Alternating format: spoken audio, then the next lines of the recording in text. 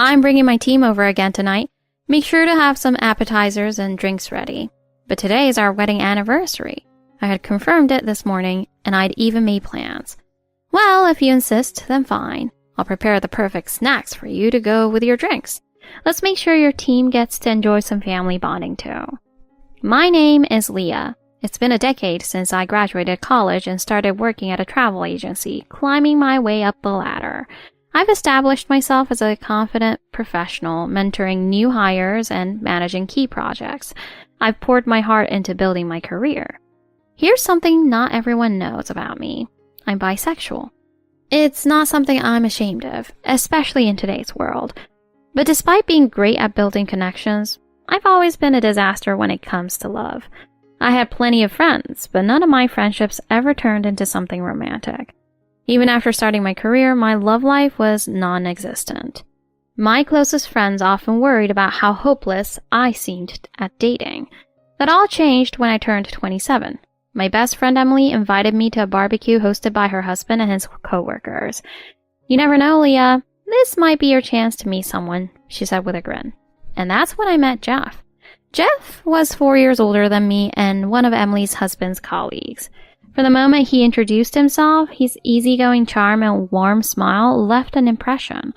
He manned the grill with confidence, serving perfectly cooked burgers and ribs to everyone, including Emily and me. Whenever my glass was empty, he'd casually refill it, making sure everyone felt included. So Jeff, what do you do for work? You've got a knack for making people feel taken care of. Oh, I'm just in sales, nothing fancy. Well, you're great at it, seriously. I found myself completely captivated by Jeff. After the barbecue, we exchanged numbers and started going on dates. Jeff seemed flawless. He always arrived early for our dates, impeccably dressed and looking like he stepped out of a magazine. He'd pull out my chair at restaurants and let me choose my seat first, every single time. When we went window shopping, he never complained about how long I took. Instead, he genuinely enjoyed it, and he always complimented my outfits and hair, even when I felt I wasn't at my best. Even someone as awkward with romance as me couldn't help but feel butterflies. After about 6 months of dating, we decided to tie the knot. I was 28 and Jeff was 32. We honeymooned in Hawaii, a trip I had meticulously planned myself. The pristine beaches, the endless blue skies, and the mouth-watering Hawaiian cuisine made it unforgettable. Everything about Hawaii felt magical. Jeff seemed to be having the time of his life too. You hear about honeymoon divorces, where couples fight and fall apart while traveling, but that felt unimaginable for us. For Jeff and me, the trip only strengthened our bond, or so I thought. When we returned to our new apartment, lugging heavy suitcases and Hawaiian souvenirs, I felt a sense of pride in our fresh start. Wow, I'm so tired, but that was amazing. I can't wait to go back someday. Yeah, totally. Anyway, I've got work tomorrow, so I'll head to bed early. Can you handle unpacking? Oh, and don't forget to set aside the souvenirs for my coworkers. With that, Jeff disappeared into the bedroom without so much as a second glance. Wait, I start work again tomorrow too. I was exhausted, and I wondered if maybe he'd forgotten I had a job as well. Still, Jeff was already asleep, so I decided to handle the basics and leave the rest for later. But the next morning, Jeff's first words caught me off guard. Hey, where's my lunch? To be fair, we had agreed to pack lunches after getting married as a way to save money. What, you're not serious, are you? That's impossible. I haven't even had time to go grocery shopping since we got back yesterday. You're kidding, right? You should have thought ahead and prepped before the trip. What kind of wife doesn't make lunch for her husband, especially right after the honeymoon? I'm sorry. I'll make it tomorrow.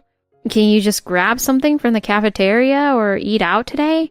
Jeff clicked his tongue in frustration and slammed his fist against the wall beside me. Fine, but you'd better get it right tomorrow.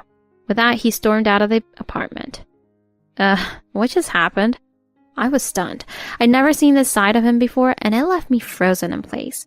But I reasoned with myself. Maybe he was just as tired from the trip as I was. Convinced that fatigue was to blame, I decided to prepare a healthy, fulfilling dinner that evening. I poured my energy into preparing dinner that evening, hoping to lighten the mood and reconnect with Jeff. But as the clock ticked past the time Jeff usually got home, worry began to creep in. He hadn't called or texted, and my mind spiraled into worst-case scenarios. Had he been in an accident? Unable to shake the anxiety, I decided to call his phone. What? His curt, irritated tone instantly set me on edge. You're late, and I was starting to worry. Is everything okay? Did something happen? Oh, it's nothing like that. I was handing out the souvenirs from Hawaii, and my colleagues wanted to hear all about the trip. So we decided to head to a bar to hang out. What? You couldn't have told me sooner? I was worried sick. You should have figured it out. Honestly, it's weird you even expected me to eat at home tonight. Anyway, my coworkers are waiting, so I'm hanging up. With that, he hung up, leaving me holding the phone in disbelief. I stared at the dinner I'd worked so hard to prepare, feeling the sting of disappointment. I tried to convince myself it was just a work thing, something unavoidable. But in the weeks that followed, a harsh reality began to emerge. Jeff didn't do a single chore. On weekends, I spent my time doing laundry, cleaning the apartment, and grocery shopping. But Jeff never offered to help or even accompany me. Instead, he'd sleep in late and lounge around doing nothing.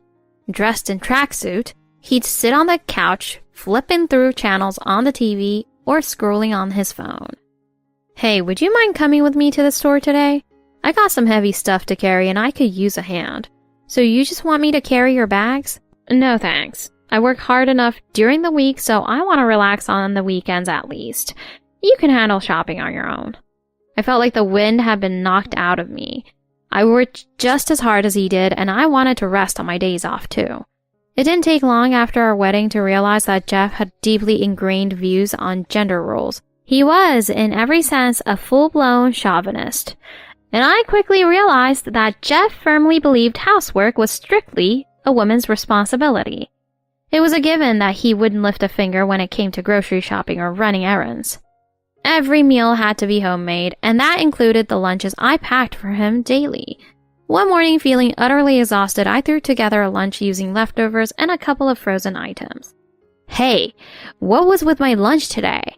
As soon as Jeff walked in the door that evening, he started grumbling. What? Was there something you didn't like? No, it's just that you packed leftovers and frozen stuff, didn't you? Well, yeah, I just didn't have much time this morning. Seriously? Not making 100% homemade lunch is downright ridiculous. Do you have any idea how embarrassing that is if someone sees it? Embarrassing?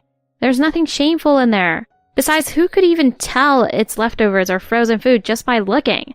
Of course they can tell. Today, Erica, one of my team members, saw it and said, "Oh, is your lunch just a bunch of frozen food? That's so sad." The moment he said her name, Erica, I felt a strange pang of unease. Call it a sixth sense, but the way he said her name seemed overly familiar for a boss-subordinate relationship. And what kind of employee makes snide remarks about their boss's lunch? While I was lost in thought, Jeff snapped, "Make sure you do better next time." From that moment, even the thought of preparing his lunch every morning felt like a chore I couldn't bear. One day, not long after, while folding laundry in the living room, I watched him sprawled on the couch, glued to his phone.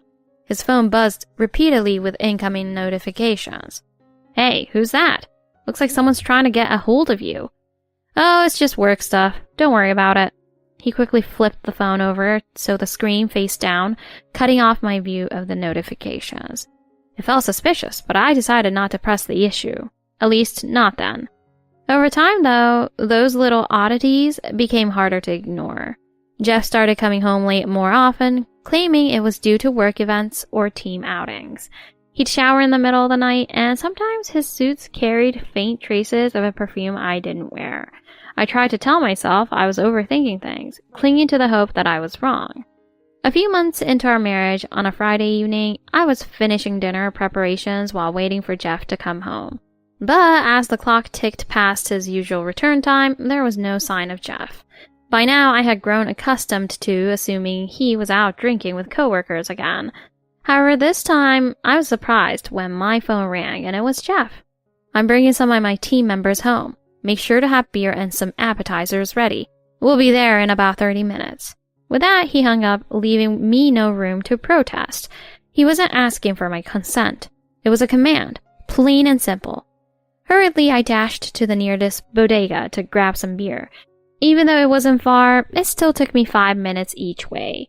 Back home, I reheated the dinner I had originally prepared for Jeff and placed a few side dishes that I had planned to pack for his lunch tomorrow on the table. Soon, I heard a commotion near the front door. "Hey, I'm home. Aren't you coming to greet us?" Jeff's impatient shout echoed through the apartment. All right, I'm coming. Sorry, I was just finishing up. Welcome, everyone." As I walked to the entryway, Jeff tossed his bag onto the floor and muttered, "You're late." I forced a smile as I turned to welcome his team. "Mrs. Miller, I'm so sorry for the short notice. We were thinking about heading to another bar, but Jeff said my place is nearby. My wife can whip something up." I couldn't help but think how much easier it would have been if they'd just gone to another bar. "Oh, it's no trouble at all. I just couldn't prepare much on such short notice." With those words, I ushered them inside, making my frustration with politeness. As I welcomed Jeff's team into the living room, I noticed his eyes dart to the table, his expression quickly souring. "Come on, is this seriously all you've got? Couldn't you have made something a little more impressive?" I had no intention of embarrassing Jeff in front of his coworkers, but there were limits to what I could do, especially with such short notice. "You told me at the last minute. You can't expect me to whip up something fancy in just 30 minutes. I couldn't help but snap back, and Jeff responded with an irritated click of his tongue. "You could have at least put some more effort into it, instead of embarrassing your husband in front of everyone." One of his coworkers, clearly uncomfortable with the tension, spoke up hesitantly. "Oh, come on, Jeff. We showed up unannounced. Mrs. Miller's done nothing wrong here." His coworkers chimed in, trying to diffuse the awkward atmosphere. They introduced themselves: Ethan, Lucas, Adam, and Erica.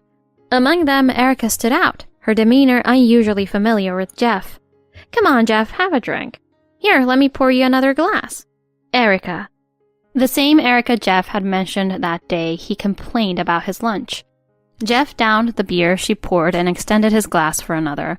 "You're always so thoughtful, Erica. Go ahead and pour me another." Jeff and Erica sat far too close for comfort, while the rest of the team fidgeted under my gaze. "Hey, Erica, you're sitting way too close to Jeff, and it looks like you've had a bit too much to drink."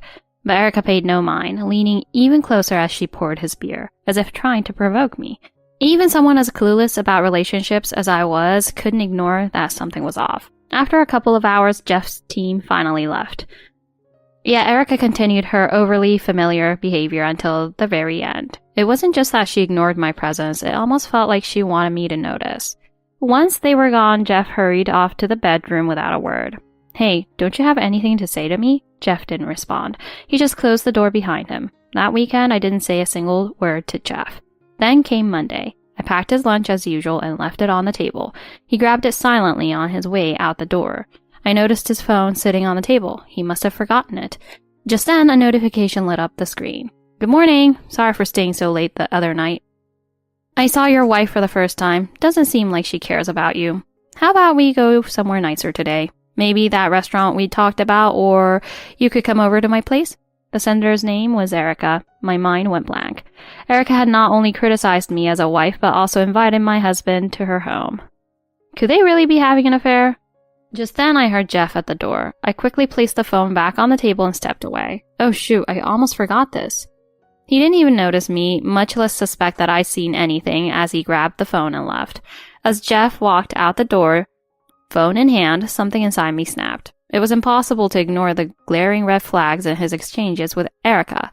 For the first time, I decided to check Jeff's credit card statements, something I never thought to do before. The records revealed payments at upscale restaurants I'd never been to, and purchases at luxury brand stores that didn't match anything he owned or gifted me. Sure, he could have gone to the restaurants with his team, but buying expensive brand items? That wasn't normal. And then there it was, charges for a hotel. I remembered those late nights all too well. This needed to be confirmed. The next day, I reached out to a private investigator determined to uncover the full truth about Jeff's infidelity. The days that followed felt like the longest of my life, filled with dread and anticipation. I tried to focus on work, but my thoughts were scattered, consumed by questions and doubts. During this turbulent time, Emily was my rock, my best friend and confidant. You've seemed a little off lately. Is everything okay? It's nothing really. Work's just been hectic. I hesitated to tell her the truth and ended up swallowing my words. Come on, Leah. How long have I known you? You can't hide stuff from me. Emily's words hit me like a dart to the chest as if she saw right through the denial I was clinging to. It's just, Jeff's been acting strange lately. Coming home late, being distant, so I hired a private investigator. Let me know the moment you hear anything. Whatever you need, I'm here for you. Her words were like a lifeline, pulling me out of my darkest moments. A few days later, the investigator called. They had the evidence. I met him at a quiet cafe where he handed me a thick envelope containing the findings. Inside were photos, restaurant receipts, and even hotel records, all pointing to Jeff's betrayal. The photos showed Jeff with a woman, arms linked, walking into a hotel together. The woman was Erica, the name I had seen in the messages. With this undeniable proof in hand, I knew it was time to act. Our wedding anniversary was approaching, a day that should have been about celebration but now felt like a cruel irony. I decided to use the occasion as the day I would confront Jeff with the truth. In the days leading up to it, I stayed calm, planning every detail carefully. Emily helped me, laughing as she said revenge is best served calculated. The morning of our anniversary, I tried to gauge my husband's mood before he left for work. Hey, do you know what today is? Friday, which means tomorrow's Saturday. No, not that. It's our anniversary. Did you forget? Oh, that, yeah, I remember. So can you come home early tonight? I'd like to spend some time together, just the two of us.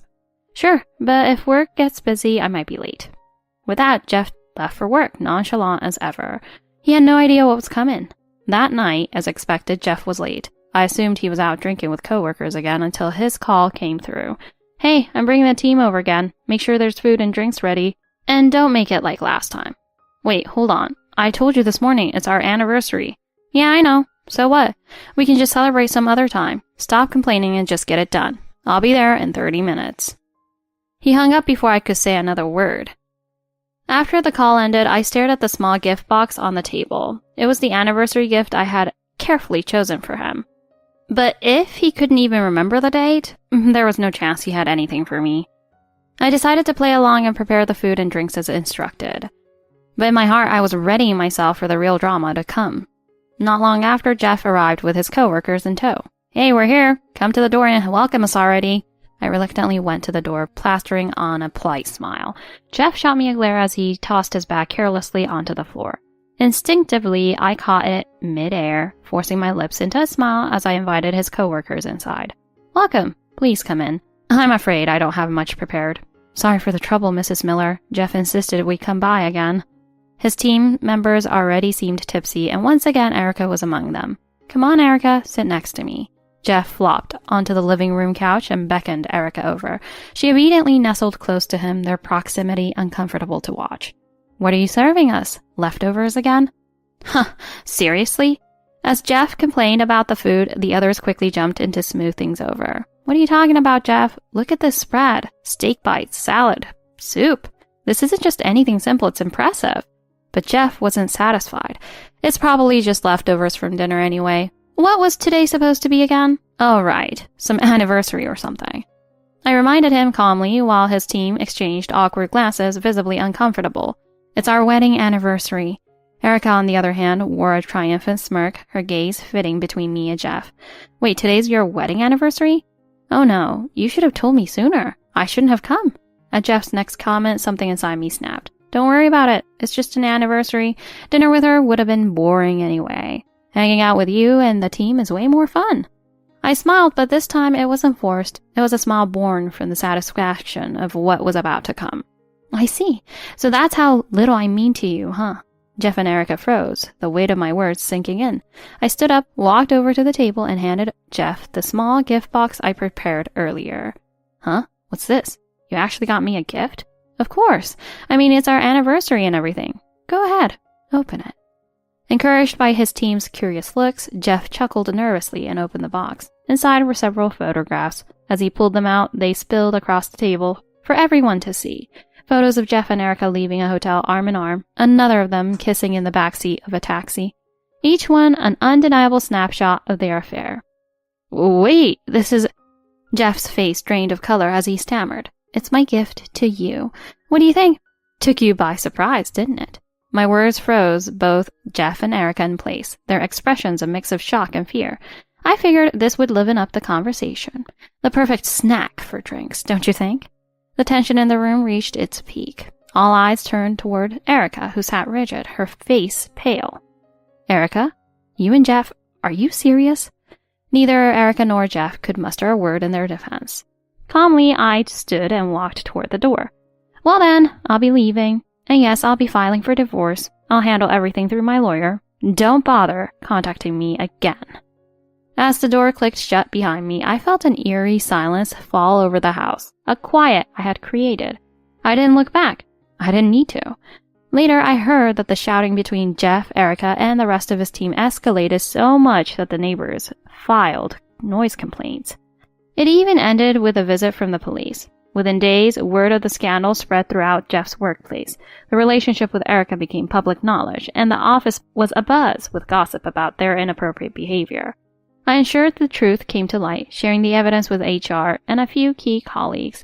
Erica was quickly ostracized and eventually resigned under pressure. Jeff couldn't handle the fallout either. Rumor had it he quit his job and retreated to his parents' house, a shadow of the man he once claimed to be. Meanwhile, I pursued legal action and received a generous settlement from both Jeff and Erica. That money became the foundation for my new beginning. For so long, I had lived for someone else, but now it was finally my turn. With the settlement, I planned an extended vacation, my first solo adventure abroad. Unlike my honeymoon, where every decision revolved around Jeff, this trip was entirely for me. I explored quaint villages in Europe, vibrant markets in Asia, and the breathtaking wilderness of Africa. Conversations with local and immersion in different cultures enriched me in ways I never expected. One evening under the vast starlit skies of the African savannah, I felt truly free for the first time. When I returned, I found ways to weave my travel experiences into my work. Sharing personal stories about the destinations I'd seen resonated with clients, and my sales skyrocketed. Before long, I became the top sales at my agency. My success led to a new role as a mentor, training new hires and inspiring them with my journey. How do you do it? And what's your secret to success? There's no secret. I just share what I've experienced firsthand. That's why I want you all to find your own paths while you can. 3 years after my divorce, my life feels fuller than ever. Next on my itinerary is South America, where I plan to trek through the Andes and explore the Amazon rainforest. The thought of new adventures fills me with excitement and hope. For the first time, I truly feel like my life is mine to create. That fateful anniversary marked the beginning of my journey to finding myself. I've come to realize that even the pain and failures of my past have shaped the strong, independent woman I am today. Life is unpredictable, but the path you choose is entirely up to you. My journey is far from over. There are still dreams to chase and new purposes to find. This is my story, a tale of rediscovery and freedom. Above all, it's a story about learning to love myself. And from this moment on, I will continue to live my life to the fullest.